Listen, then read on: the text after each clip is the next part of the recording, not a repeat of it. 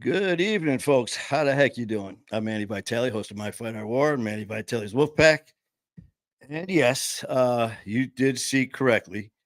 Uh, out of nowhere, you saw the post. Join me tonight, live, 7:30. Very special guest, the one and only Boston 2%.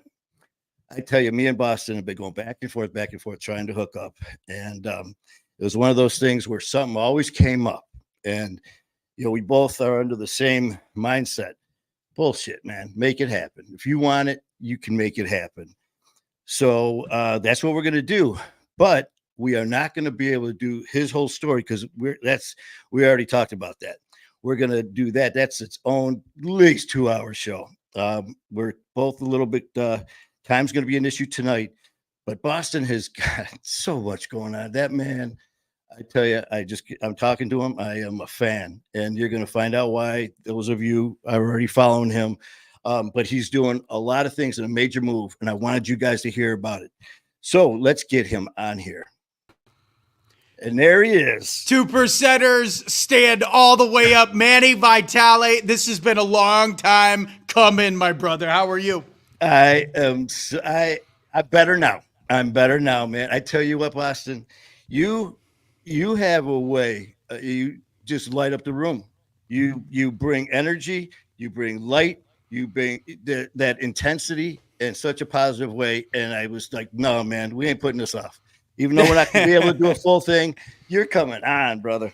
Yeah, well, they let the nuts out of the institution one more time because my next move is the people are thinking I'm insane. But you know what? I am crazy. I'm crazy for the Lord. And that's what I'm known for. So let's do it, right? And that's just it. Everyone, I mean, you need no introduction. People know you, man. But I mean, we were just talking off screen about our stories and how it's just like, I know just like yours and mine, man, we'll sit there and I know sometimes we'll be out and I'll be with some people who really don't know me that well. And like someone will say, ask about the story, my backstory, and we'll start talking about it. And then you'll get that person who'll do the, yeah, right. Yeah. That's bullshit, right? You're making that up. And it's like, no, man, that was just like Tuesday. Yeah, picture it didn't happen. That's I have pictures of everything. Yeah, it's just like really. And then another buddy might send me this meme. It said, in alcohol's defense, I've done some pretty screwed up shit, so totally sober. So it's like back and forth. But back to you, man. Like I said, I have been following you, and I have been a fan since day one. And just like I said, the energy and everything that you have and the belief in, like we were talking off screen, being real and authentic is what this world needs. And it's one thing to talk the talk, but then to do it. And you, my brother, are doing it. And I wanted people to hear, what you got going on besides your story, man. This is just like from the last couple of weeks on, so you could fill people in. So why don't you let them have it? Right.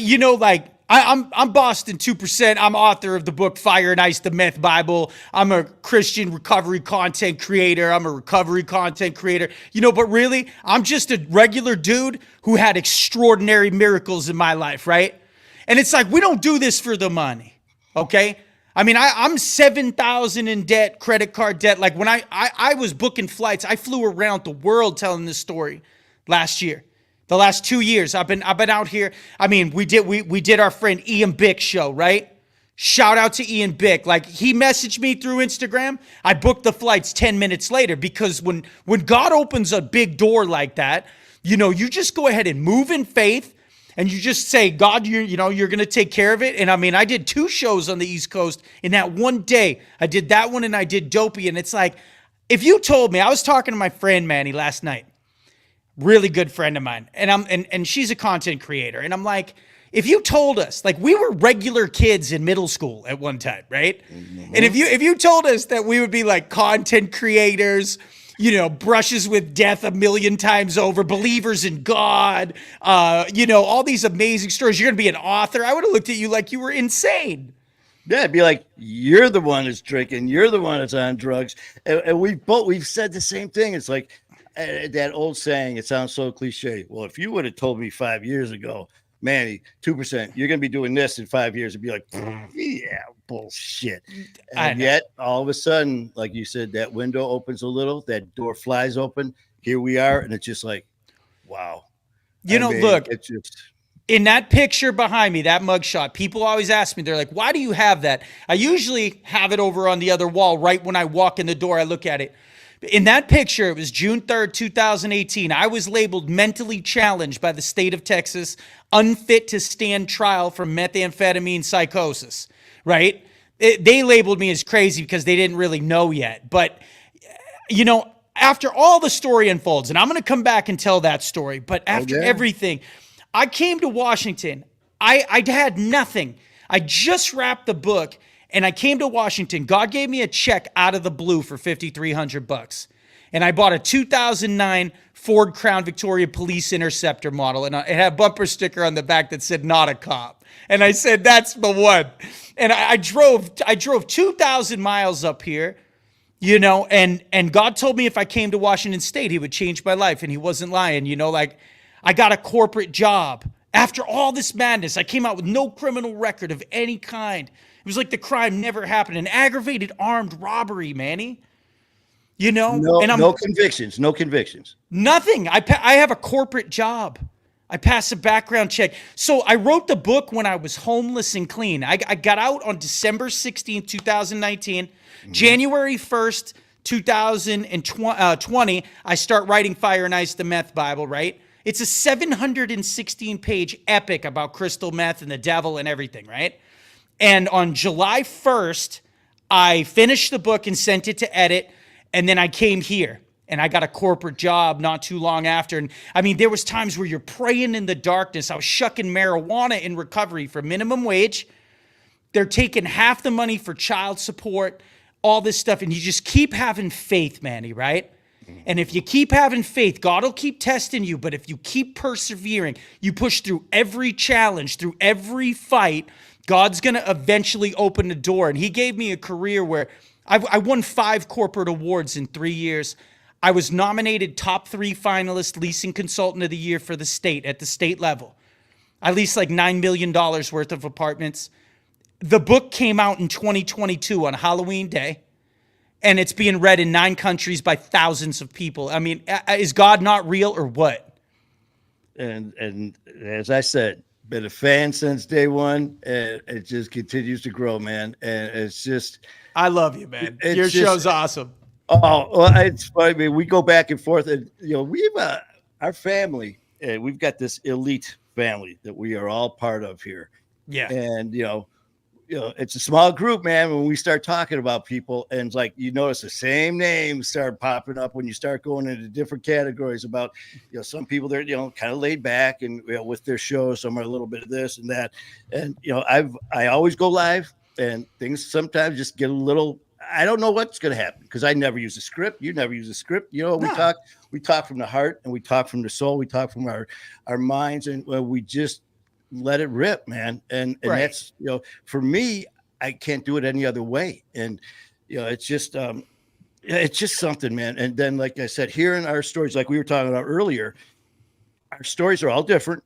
But when you take a step back, they're so much the same. When you look at the darkness and the anger and all these things that are piled up, but the outer parts are different. But that core, that evil freaking core that we all can understand and relate to. And that's when the discussion starts with us. And like I said, when you reach out and when you talk, man, it's like you can feel it. You feel it. And that's why I love you, man. But you know what it is, Manny, is in reality, we are all in the box of misfit toys. We were the broken children who had a hole in our heart, but it wasn't physical, it was spiritual, right? Like we had this, we're different than other people, us addicts and alcoholics. We have a very sensitive tuning fork to the spiritual world. That's why we're artistic, brilliant, resilient. We feel feelings deeply. When we love hard, and when we're in our hatred and rage, it's that much like that, you know? So we're just very animated, you know, very colorful characters, I'd say, you know? And it's a beautiful thing, because when you get clean, right? When you get clean and sober, you channel it into something positive, and sky is not the limit. It's way above that. You know, it's wild. It so is, man. And the high is such a high. And Oh that yeah. when you get to that level that, first of all, just when people say, listen, man, you can do this. First thing that I know, I can only speak for myself, was no, this is too strong. This feeling, this is overwhelming. I cannot see beating this, man. It's got to be something so much stronger. How can this happen? And then when it happens, it is the most intense, beautiful feeling. And then no one would blame, I always say no one would blame somebody if you decide just to take that love that you got for yourself and that being sober and all that energy and just took off and just took care of you and your family. But you know what we do? We reach out.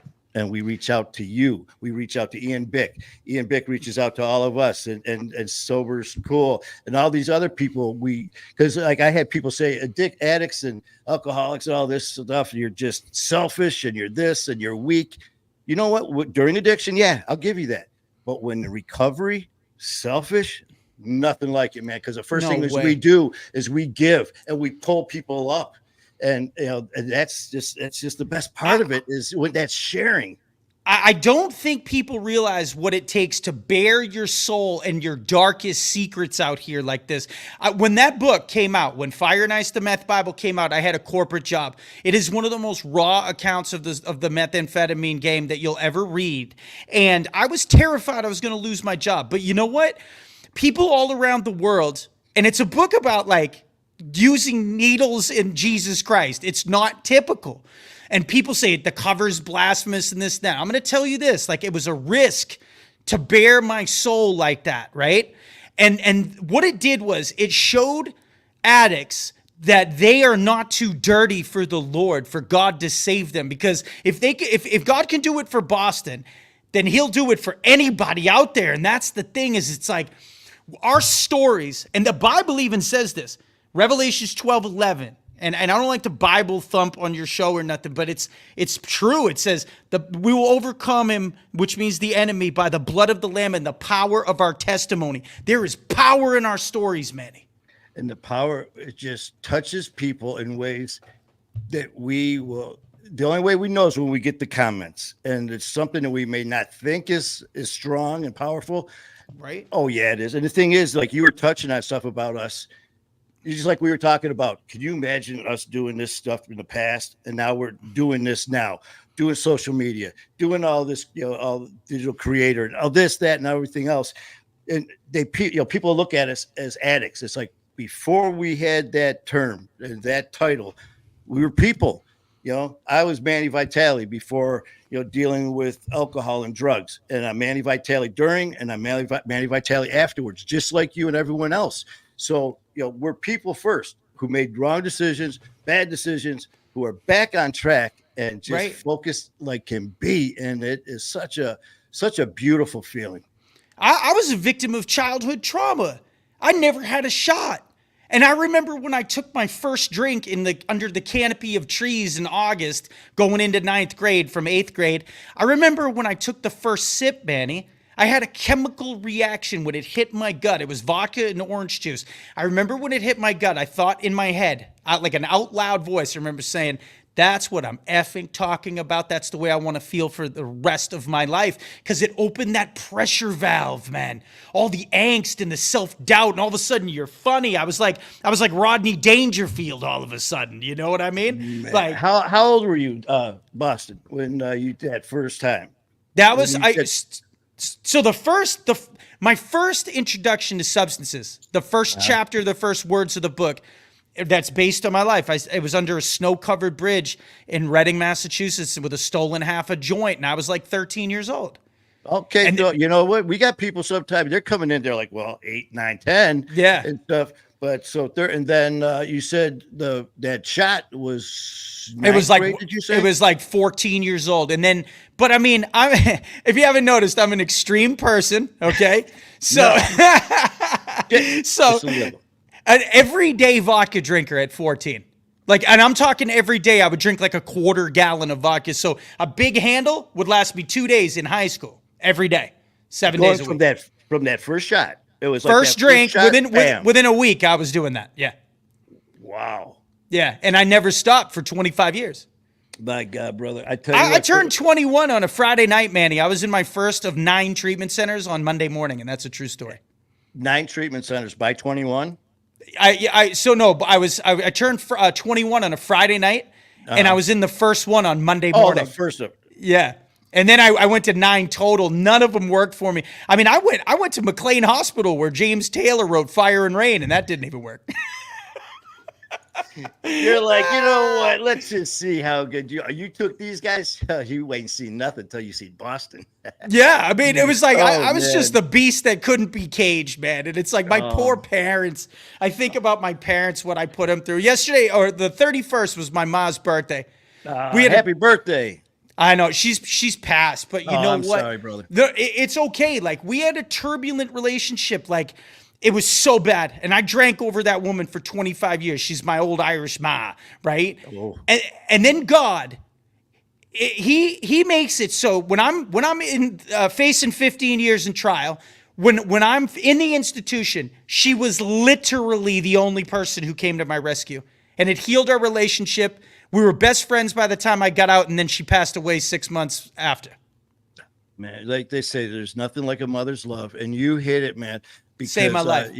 We look at some of these people in our lives, and when you're, in that state of mind, it's like the ones who are just slamming us with just bugging the shit out of us, nagging us, are the ones that love us the most. And then you get the ones that are like, come on up to the bar, man, or meet me here at the house, man. Here, have a shot. Here, have a joint. Here, do a line. Have a pill. Have this. Because we understand we're your. We love you. No, man, it's the ones who are shedding tears because they're hurting so bad. And I know what you mean, man. Because my mom, we all have mom stories, but I remember sitting at the table and my mom crying and pounding on her chest, crying. She's like, "You are breaking my heart." As she's doing this, I'm sitting there like, "Come on, man. Jeez, get the show over. Come on, let's just go. Let's go." And then it was right back to the bottle. But our family, our moms, man, and well, you know what? She got to see you for, what was it, you say, 6 months after? It was. She knew I was clean for 6 months. My dad passed. He passed, and nobody told me for 3 weeks. That picture behind me, that mugshot, I found out 4 hours before I did that self-inflicted arrest. Wow, man. I never got closure for his death. Never. But that's something that, like, God and recovery can heal, because, we realized that we are sick, and we were children who have an allergy to drugs and alcohol that's like predisposed in our blood. When we put something into our body, we can't stop. Oh, it's just that, like you said, it's just the opposite of what we feel. It feels good. It's free. It's uplifting. It's just the opposite. And you know what, Boston, real quick, I just want to jump on here because I see my admin, my OG, Baby Yoda, and all that. Lynn is on there. Trisha's on here. Okay. And I am terrible with comments and all that, because when I start talking, start going with, especially when I have a guest on, it's and I keep forgetting that we have comments. So what I usually do when Lynn is here doing shows, she's working the board, and what I she can does. see him now. There you go. Okay, I didn't even see him. Oh, well, she'll sit there and she'll go through them, because a lot of them are just like, "How you doing?" But some of them I like interaction, man. Like, questions for you, questions for me, and I don't want people to think I'm ignoring them. But we just get so hyped up into the story and then it kind of takes away from it when you're like, hold on. And now for the next sponsor, we have, and it's, I'm not making fun, but that intensity we don't want to lose. So, she takes care of all that. But like Trish and all that, all of you, we are not ignoring you. And Boston, you see something up there, please jump in. And, I had it like you. I'm so used to doing my own where the comments come up automatically. I had to click to comments, so I see them now. So I just started going back to church last weekend after 3 years being absent, and it was amazing. Hey, when God's calling you, He'll chase you down, and when you show up in the right spots, your heart feels full, right? So I'm real good. All glory to God. Thank you for sharing that with us. Well, Boston, we saw some of your posts over the last few weeks, and there was a little bit of, where's Waldo? Screw that. Where's Boston? Where's Yeah. Boston go? What is going on? And that was good. That was good the way you did that, man. Because I was just like, whoa, where? Yeah. But no, man. Because I swear it was just like, it was like, and then also it was like commercial. Huh. Yeah. But so you know what from going to where were you when you got that corporate job? Where were you living before that? I was in Corpus Christi, Texas. Can you Okay. believe the You were city that it all unfolds in? It quite literally means the body of Christ. there is no coincidence, brother. No, and then I ended up in Moses Lake, Washington by chance, and there ain't nothing mistaken about that, It's wild. My life is like, sometimes I think I'm being punked. I swear. I swear to God, when I first started doing this, Boston, it was like one of these things where the blessings come when it's the right time. And Oh, yeah. you could be doing something like for me, I was on a roll. Everything was good. And it was like kind of got stagnant. And it was just like, and things were still going good. Then all of a sudden it was like, wham. Like, well, wait a minute. Things change, but it's not because I was, I wasn't going in the wrong direction because I was going in the right one, but there was a better direction. And it was just like, I'll sit there and I just look up and I'm like, man, you're good. You're good. And, and I tell you what we have to do is, besides doing your show, is we got to get together and do a live, man. We got to, figure out somewhere we're going to go and, do some, get me and you up there and do a little, public speaking and stuff and just really blow people's minds. But no, man, as far as go back to like your move and stuff from going to, you know what, I'm going to make a change. I have no idea what, where, or anything else. So fill us in on, how all that went to actually where you're going to be living from what you just told me. So I came to Washington to marry a girl. I saw her picture and I was in love with her. And I only talked to her on the phone 4 times. I sent her an email the night before I left in July of 2020. And everything in that email came true, and I married her a year and 2 days after I got here. God don't lie to me. I speak to God all the time, and I was in a mental institution. But hey, when God's right, they called Noah crazy until it started raining, Manny. You know what I mean? So it's like I am crazy. So I live my life. I came here. Now I got divorced. It was a tragedy, right? But I'm here. I got no intention, but I'm flying around the country going to speak. I'm doing shows. I run into this little town called Athens, Alabama, right? It's right outside of Huntsville, Alabama. The whole town is like this amazing family of people. There's a huge fentanyl problem down there, right? But there's an amazing ministry there called the Prodigal Ministry, the Gathering Place Worship Center. So I went and testified down there, right? And then God did some amazing things on this last trip. I mean, stuff that like, it almost knocked me over. And I'll tell the story someday.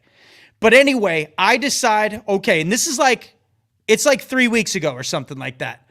I said, okay, let's do it. Now, me and God built this career from the ground up that I'm at in this apartment right now.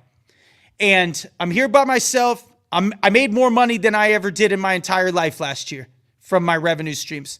And I broke all kinds of records, and it's so secure of a job, and I got health insurance, and I got a brand new car. I got all these bills. I got a little credit card debt from flying around the planet, and I'm like, okay, let's give away all my stuff, put in my notice at my career, and let's go serve the Lord Jesus Christ and bring drug addicts out of hell and into the arms of Jesus.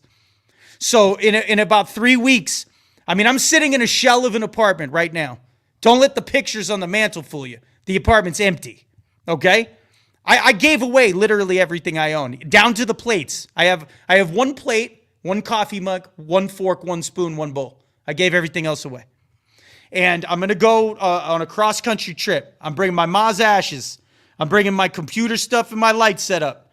I'm bringing my clothes and my Bible. And I'm going to drive almost 3,000 miles from Seattle, Washington, all the way down to Athens, Alabama, and we're going to plant a flag and fight the devil of crystal meth and fentanyl. We're going to do outreach. We're going to preach the gospel. We're going to bring people out of addiction, bring them into the ministry, disciple them after they've come home from treatment, and give them a family environment to really transform their life with the power of God and family and friendship and brotherhood and sisterhood. And I'm leaving. When are you taking off? When you heading out? I preach in Houston, Texas with my pastor from here on 9/21. We fly back. I get off the plane. I'll be back here at like 1 o'clock in the morning. I leave at like 7 a.m. and I'm driving across the country. I'm going to go to Billings, Montana. I'm going to shoot an interview over there with my friend. And then I'm going to drive 12 hours the next day, 12 hours the following day after that, and I'll be there.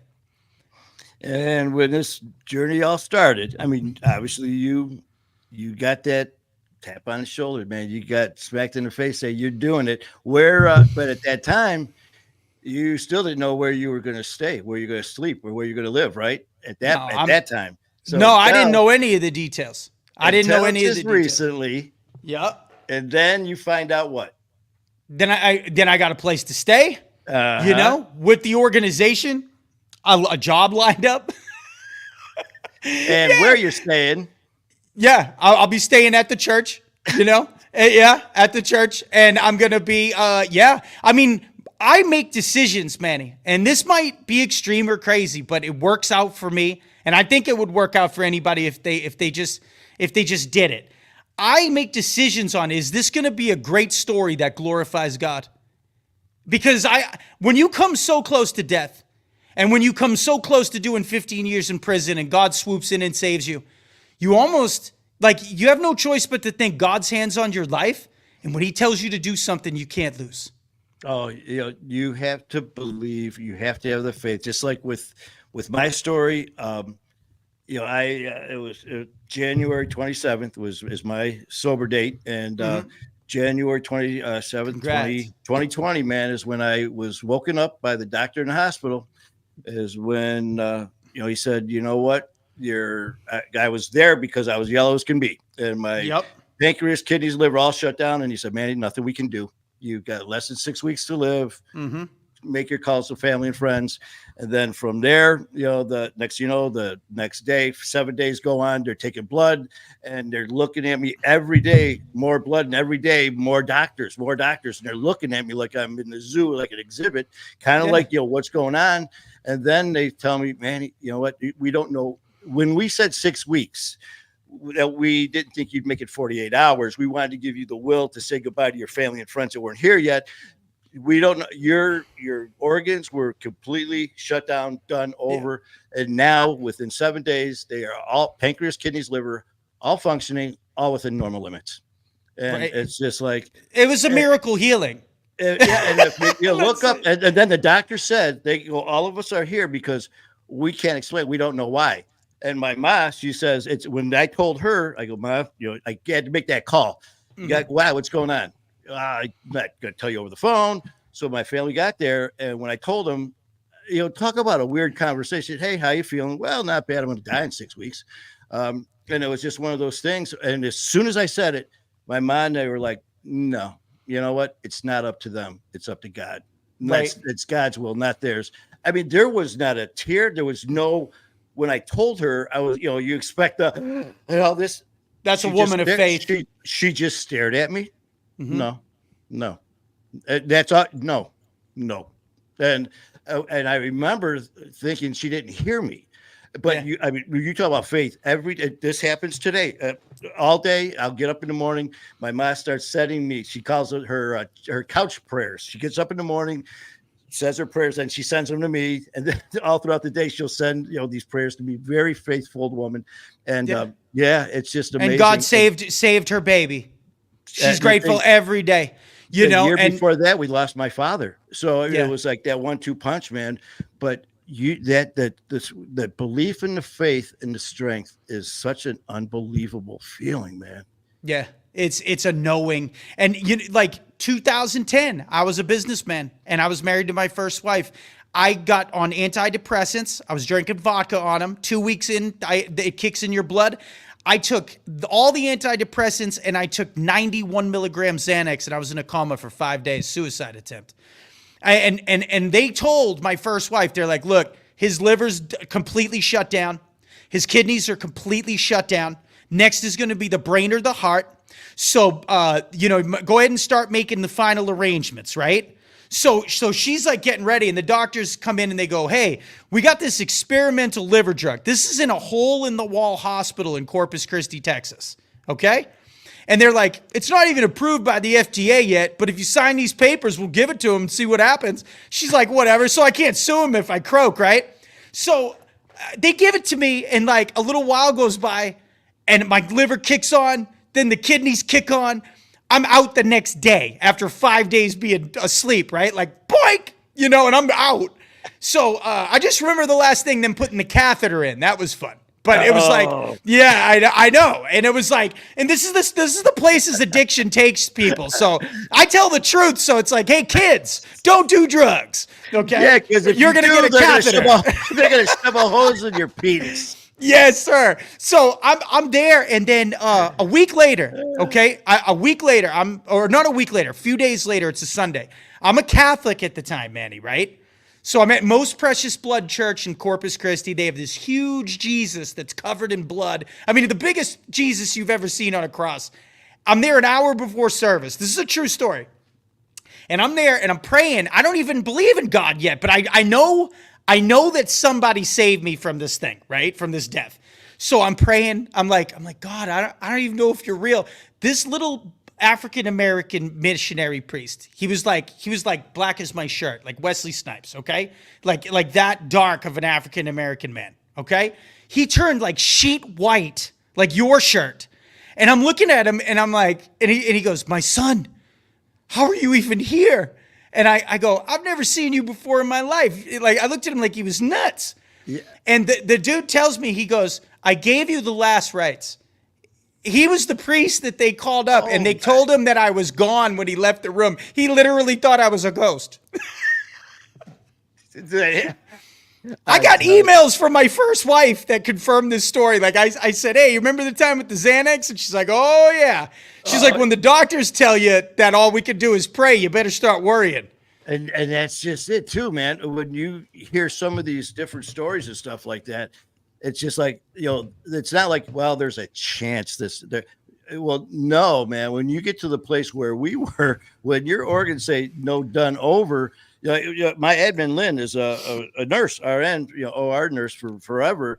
And, when I was telling her my story, she's like, just staring at me. She's like, first of all, when hospice takes over your care, there ain't no coming back. That's the next step to seeing hopefully the bright light. But, right. Yeah, man, I tell you, the stories. You know what, Boston? I just saw. I want to answer that question. Cynthia, I see it. You see that one by Cynthia about your name? Yeah. So, okay. Cynthia, look, I got the 2% tattooed on my daughter's portrait, right? So when I was in the institution, now statistics change every day, and half of them are wrong anyway, or probably whatever, But they told me they're like only 2% of people get and stay clean off crystal meth lifetime, right? So a lot of people razz me because they're like, oh, it's such a negative statistic and you're telling people only 98% failure rate. I'm like, nah, man. We took a negative thing and we flipped it on the devil and made it a battle cry and something positive. People all over the country over the world got tattoos now, 2%. We fly the flag high because you know what? We're getting up for work every day. We're inviting God into our life and partnering with him. Sky is the limit. We're accomplishing our dreams. We're going after everything that God shows us, and we're the most resilient, tough people on the planet, and we will beat the devil's drug with community, with God, recovery, the whole 9 yards. So 2%, we always said we want to put a 0 behind that, and I think that we're making headway. I mean, I'm seeing kids being returned to their parents. I'm seeing people get clean that you would never bet on, man. And it's like, positive content and community goes so far, and it's like you're introducing people to God and the power of God in recovery, Manny. And it is, and the thing is, and it's coming from from people looking from the outside in. When they see us, they're like, "You need professional help." They need to be in a white coat or in a suit and a nice office telling you because they've got diplomas and all that stuff. Then all of a sudden you find the strength, love, and everything comes from person looking at you. It comes from us first and foremost, but then it comes from the people who are us, who are the addicts, who have been through that hell, who are still going through that hell, who can relate. And the thing is, we don't judge. we're not going to sit there and do that, but we're going to support you. We're going to motivate you, man. We're going to kick you in your ass when you need it, but we're there for you 100%. And it's just Look at such those guys with the white coats and the notepads. Those are the most successful drug dealers on planet Earth. Yeah, So and Boston, I tell people too, man, because people are like, screw these counselors and these. I go, no, man, that's not what I meant. They're because I have met some of these counselors and these coaches and these all these different people who have gone to school to help people, and I'm like, well, okay, and I'll start asking about their recovery, and they're like, well, no, I've never had an issue. I did know a family member or a friend or whatever it is, so I wanted to get involved to help. It's like, I tell you what, man, you know what we are to deal with. We are not the most understanding, lovable, happy people to sit there and ask, how are you today? We get in your face. So for someone to do that who doesn't have to, but then it's us helping us. It's us reaching out to us. It's we. It's not I. It's not me. It's us. You know why God saves our life and pulls us out of hell like that? Because I can sit down in front of a guy who's completely hopeless, and I can say, I used to stick a needle in my arm, and I gave up my children. I didn't lose them. I gave them up for that. And all of a sudden, that guy's like, wow, maybe there is hope for me. I was a complete sex and pornography addict. I am an alcoholic, a methamphetamine addict. I am a liar, a cheat, and a thief in my past. And then he sent us into hell on a mission that was so top secret into the devil's den that not even we could have known about it because we would have ran the other way. And he takes us up all the way up the mountain.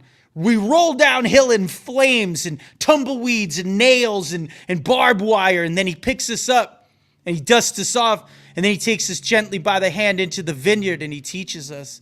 And then we pass this gift of God and recovery on to other people. So it was worth every minute. Like, I don't have a college degree, but I have a PhD in methamphetamine, substance abuse, and alcoholism, and how to ruin families.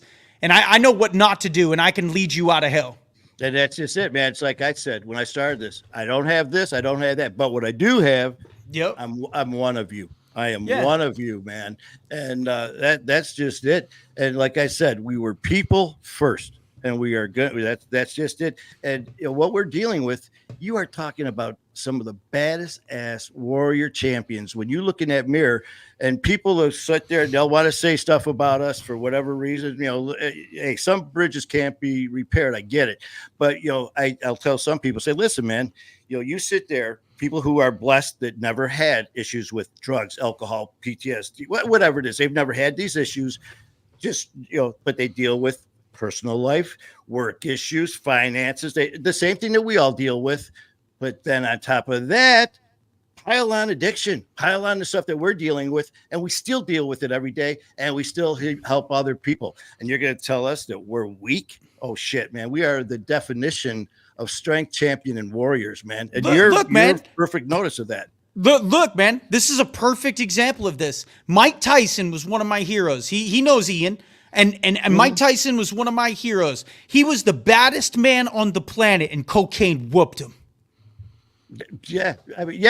These monsters are, Iron Mike. And cocaine was bigger than Iron Mike and badder than Iron Mike. It's like the devil will use anything to creep into you no matter how big and bad you are. And he'll find your weak spot and he will dismantle your life because his job is to steal, kill, and destroy everything holy in your life.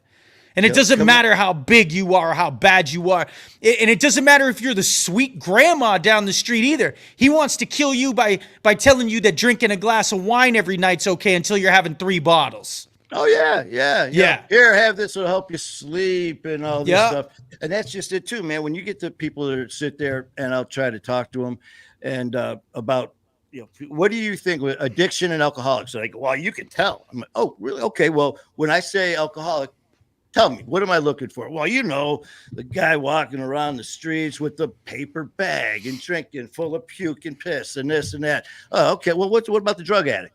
Well, the guy stumbling around with no teeth and you see him in the alley with the shoestring around his arm. I go, oh, so that guy in the 3-piece suit who just needed a second at this board meeting to go into the bathroom to chop up a line and put a needle in his arm. He's not an addict. You look at these people, man. Look at it's bad. Gee. That's me that's me in like, I want to say that was Snoop Dogg concert, Corpus Christi. I want to say that picture's like 2014, 15, maybe 2013, 14, 15 area. I was making millions of dollars for the vacation rental business in Port Aransas, Texas. And I was 382 pounds in that photo. How old were you there, Boston? I was in my mid 20s, right? Like, well, no, I was probably, if it was around that time, I was like probably late 20s, early 30s type of deal. Probably somewhere in there, early 30s. I was 36 when I got arrested in 2018, so do the math. But Gotcha. I mean, in that picture later on, Manny, so no one questioned my drinking or my bad behavior because I was making them millions of dollars. Oh yeah, man, it was perfectly fine. He's They doing didn't his job. He's making us money. He's a puppet. So let's. Yep. Hey, he's killing himself. We're The fine, cops would brother. pull me over. I swear it happened 10 times in this little town called Port Aransas, Texas. They would pull me over. I'd have 25 drinks in me, and I'm not exaggerating. Drink a case of beer or more. And they would like have my wife come pick me up at the police station. They would bring me home. Because I was worth more sitting at my desk.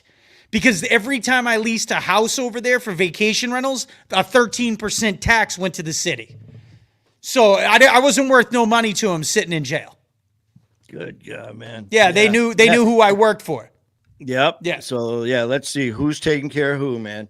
The guy out there, just like I said, it starts for me first and foremost, man. It was that first time I looked in the mirror and I saw just utter disappointment for the first time in myself, which in the past it was I'd look in the mirror, red eyes, full of blood from fights and all that. And I would find everyone, it's like, look, can you believe it's because of that son of a bitch that this happened? It's because of that person, my eyes are so red. It's because of that person, I puked all over myself and I smashed my truck. And then that one time I looked in the mirror and it was like, it's because of you. Yeah. And it was just the weirdest feeling. But then all of a sudden, when things started to go, in the right direction, and that faith that just was overwhelming, man. I was down at Father Solana Center, Detroit, Michigan, which I go all the time. And I was down at the tomb praying. And all of a sudden I looked up and there's a big cross. And I was praying for all of the family, through my family, everyone. And I just said, I'm ready. I said, please guide me, strengthen me. And I go, shine the light on me. And Boston, you got your eyes closed and you're laying there on the beach, and then the sun comes up, but then the cloud goes over the sun, it gets dark, and then it goes away and it gets real bright again.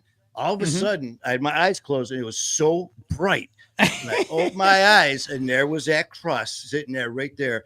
And I lost it. I just started crying my eyes out. And there's people all around this tomb and they're looking at me, and it was the most loving feeling internally that I've ever felt in my life. And the first thing I thought of is, how do I share it? And the thing how is, do you share that? I did. And then, because I didn't know anything about social media, I knew nothing about podcast, nothing at all. But in the past, I would have said, well, screw it, that someone else will do it. No, man, this is the first time. January the 8th, 2023 is when I decided to start pushing buttons on Facebook and started My Fight or War. All this stuff happened, man. And it was not my time. It was his time. And man, just like with you, man, just like all of our friends, man, we're not recovery content creators. In my opinion, we're leaders of a movement. Because lives are being saved, no matter. That's why, we don't fight with each other. There's no, it's stuff like that. It's like we're all in unity. We have to be, because people's lives are at stake. 100,000 plus people are dying from fentanyl poisoning every year. A 747 full of Americans are dying every day in this country. In Everett, Washington, where I live right now, one pill, which is enough to kill me or you, of a dose of fentanyl is literally $1. And I do street ministry, and it's basically free. And you have to ask yourself, the Chinese government, we owe them $937 billion with a B. And the precursor chemicals come from China. They go to the Sinaloas in Mexico, and they get shipped across the border by the metric ton. It sounds to me like the American addict is paying the tab.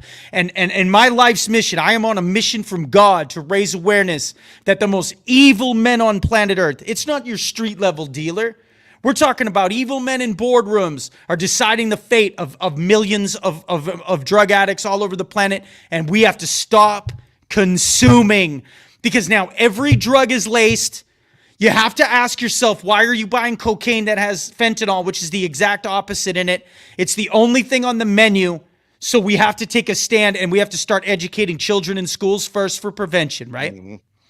We have to raise awareness and say one time could kill you, and we have to show where the follow the money. You follow the money. 500,000 people died in the last 5 years.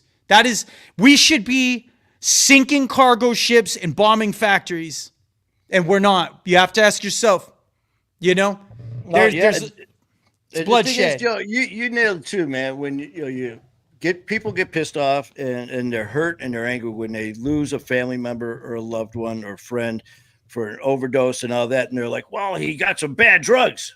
Well, I didn't know they were good drugs, but then it goes into the point where they start blaming, like you said, the guy in the corner, man. Well, that's just part, a small part, man. If, like you said, follow the trail. You're going to take care of the symptom, or you're going to take care of the problem. Just like before, you're going to start, like I always say, man, keep fighting the good fight. Because in the past, I fought anything for any freaking ass reason. Right. And it didn't matter. But now to have a purpose, and for that purpose to be such a strong, intense feeling of making a difference, first and foremost in my life, which I never thought would happen. But now in all these other people's lives, like the ones, that, they're following you all around, following all of us, all the different families, Trisha, right. All these other ones. And then, see, what Boston too, and a lot of things jumping back and forth here again with the comments. I don't know if this has happened, but I had some people before that were chiming on with comments and stuff that I wasn't even seeing. Right. They weren't there, but then after the show, like a little while later on, all of a sudden there were these comments that were like, how come you didn't take my questions? Like, because I didn't see it. I didn't see it. Yeah. Lori Masonia, she's in there. Yep. She has a ministry called Ride With Me in Athens, Alabama. She's starting a new one called Boys to Men, where we're going to mentor young boys. And we're getting like Lori. All these. Yeah, Lori's amazing. She is part of the Prodigal Ministry along with me and Pastor Turner and everybody down there. So we're going to try to change the world one person at a time, right? I had a friend in Texas, a very good friend of mine. She was a big supporter of mine. Her son was 15. He went to a party. He took a pressed pill that was really fentanyl. He never woke up. We have to tell our high school kids, you cannot experiment anymore. The world is different. And every time you use, there's a 50-50 shot that you may not wake up. You know what I mean? And it's like, how many children have to die? Because I've seen them, Manny. They've created these pressed pills, and they make them rainbow colored to appeal to children, these monsters. Oh, man, you talk about evil as they come. And Lori, how you doing, man? And I tell you what, Lori. Lori's the best, anybody, man. Any friend of Boston is family with me. So, Lori, you want to come on, share your story, stuff like that, you hit me up anytime. And we will get you on here as well. And we're going to just keep pushing this on, man, because the story, addiction's not going anywhere. Guess what? Either are we. No, and I like to talk. I'll come on anytime, and we'll talk about drug awareness anytime. Hey, I'm dropping my link tree in that's what you see me doing on my phone the whole time.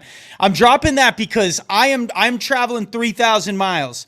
I've been working 7 days a week. And I'm trying to fund this thing, like with my overtime and everything. I got a stack of bills. I got everything. I need new tires. I need an oil change. I need like 2 motel rooms and breaks.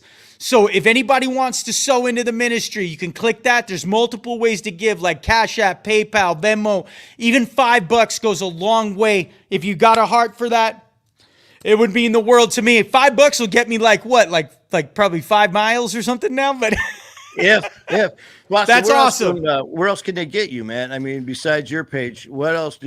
Whatever you can put out there, man. Put out there, man. In that link tree, you can get on my TikTok, Boston 2% TikTok. You can get me on Boston 2% YouTube, Instagram, Facebook, the whole 9 yards. I shared this out, so hopefully everybody will be able to, track me down. But I'm gonna film this cross country trip, Manny. And what it's like to give up everything you own in your career for the calling of God and show people what crazy faith looks like. And I know that at the end of the day, It's going to be one of the most amazing testimonies, because I'm writing a second book about the trip to Washington now. And it's called Deep Washington, about all the amazing miracles that I've had in my life since I took that leap of faith. So it's the follow-up to the Meth Bible, right? So I live these stories, and then I write books based on my life to tell these amazing stories of hope and recovery and of God, of Jesus Christ, they're not typical Christian books because they're raw, some of them. And, but it's like, it's real life because Jesus saw it all. He saw the orgies, he saw the needles, he saw the life of crime, and he sat there and watched, and he loved me anyway, and that is the real Jesus. So that's what I tell people that are addicts that don't want to hear his name. I said I was the worst of the worst, and he loved me enough, and he tapped me, and he cured me of all of this, and I seek him every day because of that. I tell you, the faith is something that I'll be 59, and for all these 58 years, I thought I don't need anybody except for myself. I don't need anybody. And now I tell people, man, it doesn't matter to me what religion you are. And I'm not going to sit there and tell you, you should be this, you should be that, whatever. Nah. I will never do that. But what I will say is, unless you have faith, you don't have a chance, man. You got to have faith. And I was talking with my admin, Lynn. We were on here with one of the family members, Tony. And I said, that faith is so deep and overwhelming. I go, I don't care. I go, if your faith is praying to a dead possum's asshole, then you pray to that dead possum's asshole. Right. And all of a sudden, Tony pops on there. She goes, I'm fixing. She was from Alabama, somewhere down south. She goes, man, I'm fixing to find me a dead possum and start. And I was like, you know what? If that's what it takes, the faith will take you to places where, when you start to feel that weakness, and like you said, man, that's the evil one sitting there poking. And the stronger, like I noticed for myself, when I started getting on that roll and things started getting better, and better, out of nowhere, I'd all of a sudden have this little doubt out of nowhere pop into my head. Yeah. I'd start to like doubt myself a little. And then I was talking to some people. I was talking to my priest before he passed away, Father Jim, before he passed. And he was saying, Manny, he goes, the stronger you're getting, the path that you are on, the more dangerous you become to the evil one, man. And they try to distract you with that negativity and all that stuff. So for me, and like I know with you, faith is everything. And you know that, and without it, man, what are we? Hey, shout out to Jamie Tall. And I was telling you before the show, like when the book came out, when I did the first interview for the Meth Bible, I was on Jamie Tall by chance the day that the book came out. And we had a global ministry. Like we did videos and we reached so many people that would have never walked into a church. And we preached the name of Jesus and the good news and the gospel. And we were like the first people talking about meth and demons and the devil on the internet. I looked everywhere. I found her and Sonia Johnson, right? And they were doing videos. Yeah, and we linked up, man, and it became this movement. And so many people were touched by that. But the devil will literally try to carve your life up. Ask Jamie, like, spiritual warfare is real. When you start walking the path that God intended in recovery, like, try to get clean off meth. All of a sudden, the guy who's owed you a 40 bag for 2 years and he's been running away from you when you see him, he's going to come up and hand it to you and say, hey, I got that stuff I owe you. It's like the devil trying to pull you back in. Matt, you nailed it because, you mean drug dealers, they kind of screw you over? Because a little bit. I get you, man, because the same thing. It's just like, nah, man, nothing going on. Oh, yeah, you know what? Prices went up a little and all this. And then all of a sudden you nailed it. All of a sudden you hear nothing until all of a sudden the phone goes off. Yeah. And all of a sudden, hey, guess what? Guess what? And it just happens to be when you're about to either do that next show or you're about to have something so positive happen is when that creeps into your life. And like you said, that's exactly what it is. And it's like, man, the strength that we have. That's like I always say, man, we are freaking warriors, man. And the strength that we have and to do it as a family. And that's the key, is just the support. And Jamie, I had her on, like you said, and we were going to do some stuff too in the future, man. But we got, we still got to get your show. with that, once you get settled, once you get to Alabama and you get all settled. But I tell you what, Boston, if you want, because you said you're going to be videoing your journey and all that, right? Yeah. Yep. So if you want, well, I'm going to be back to work. I work until 6. But if you ever want to chime on live with me, Yeah, let's do it, man. From 6, let's do it while you're going, man. We'll just do this Yeah. thing. We'll do it. Well, just like I said, screw Waldo, man. Where's Boston? Yeah, live from the road. Like, I wanted Let's to document it because, I mean, this is a leap of faith, right? Mm-hmm. And when you take a leap of faith, he's gonna use that, right? So I want to inspire people to seek God and to take chances in there. If you have something on your imagination, like, I want to write a book, I want to open a business, you keep thinking about it. That's not a mistake. That is God nudging you from the. Now imagine if somebody walked up to you and they said, "Hey, listen, all you have to do is believe, and you can harness the power of the most powerful spiritual being in the heavenly realms." Would you take it? There you go. Right. And what I'm trying to show people is that it's real, and I will show you. I will risk it all. I give away my stuff. I'll risk losing my car, everything, because I know that my God has never failed me, and he's not going to fail me now. No, man. The heart of David. I will risk it all like a battlefield warrior, and I will risk it all, and I will trudge across this country. We're going to save a bunch of lives, lead a lot of people to Jesus Christ, and this is going to be a story that a book's written about someday. Another book, man. The third one. The third, brother, I tell you, this is just the beginning. And that's why tonight was so important for me to go on, man. And like you said about that tap on his shoulder, getting, I mean, how many times, we were like, okay, let's do this. Okay, now something came up. No. Tonight was the same thing. It was like, oh, man, the family matters. Like, oh, but know what? This needed to happen. No, it's time. It's time. And it was like, no. And, know how I said we could only do about like 20, 25 minutes here. Yeah, we're an hour later. I know. Me and you are dangerous, Manny, because we love to talk, man. I know. Yeah. We were talking off screen, man, about what we got planned going on. So we won't share that yet. We'll kind of tease that along a little bit too, but we'll talk again. And we'll definitely, like I said, first of all, we are going to be doing your show on here. What's all about that, as far as what your travels, your adventures, and all that, as well as your journey and all that. But I'm serious. We'll talk too about your. What is it that you're going to fly back here or to where you're at? I'm going to fly back the 21st from preaching in Cyprus, which is in Houston. Okay. I'm going to fly back the 21st. The morning of the 22nd, like I'll get it here at like 1 a.m. I'm going to leave at like 7 or 8 in the morning, and I'm going to drive to Billings, Montana. That's 12 hours. I'm going to do it 3 days, 12 hours a day. I'm going to try to do it. Okay. So unless I decide to stop and shoot. Yeah. Okay. So the 22nd. Let's plan on this, and we'll take care of it off the air. But from the 22nd on, man, we're gonna do. Me and you will do. I'll jump on with you. We'll do the road. Yeah, we'll do it.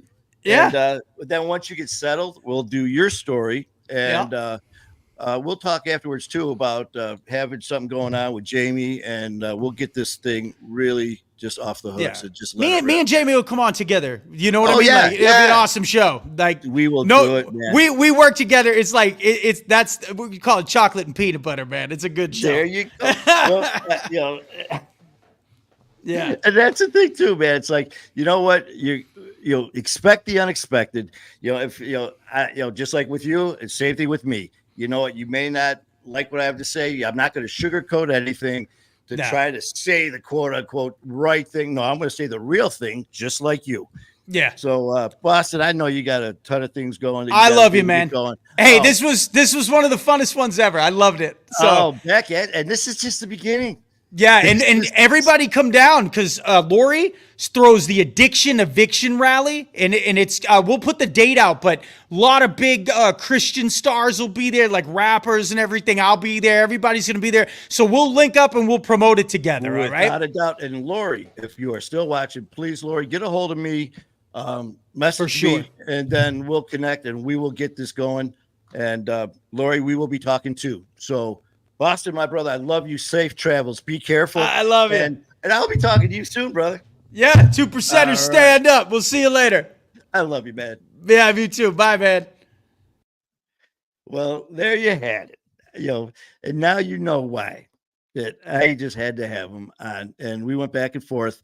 And tonight had some issues with some family members and stuff like that, some family issues, and then being something's going on, so we were going to reschedule again.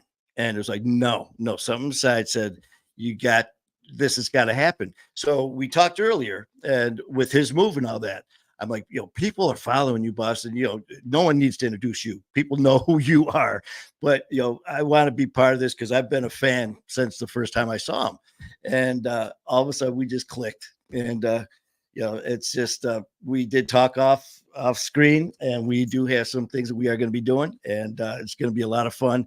So lots of positive thoughts and prayers to my brother. And I love you guys. Thank you for everything, and for your support and your motivation. We are here for each other. So until then, keep fighting a good fight. Love you guys.